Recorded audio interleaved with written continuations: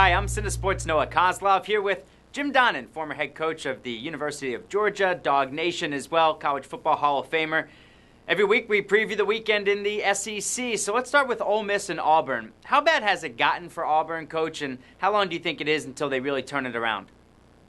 Well, anybody in the country that's lost as many games as Auburn has in the SEC, they're 1-6 in their last 7 SEC games going back to last year. They're 3-7 against FBS teams, so they've got some work to do. Offensively, they haven't thrown a touchdown pass in 4 games. They got their best defensive player maybe coming back in Carl Lawson. Their offense is running around Peyton Barber, who's really a good running back.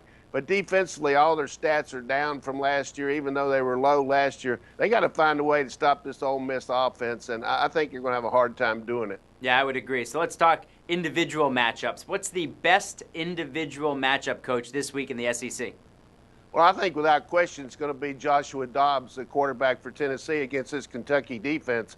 Kentucky had a really hard time stopping Dak Prescott last week, gave up 6 touchdowns to that kind of style, which you see with Tennessee. And Tennessee last year kind of trended at the end of the year to really getting better. They've had some difficult losses, but I look for them to start really getting going here this week with a big win over Kentucky. All right, and finally, Alabama and LSU, Coach, have the week off before their big game next week. What is this week like for Nick Saban and Les Miles? Well, it's one where you kind of self-scout yourself, Noah. You look at what's been good for you and what's given you trouble. For Alabama, way too many lost yardage plays, lost yardage runs. They had 10 last week against a pretty good Tennessee defense and 5 sacks. So they got to eliminate the negative plays. For LSU, I think doing a little bit better in the red zone, even though people haven't gotten the ball down there a lot.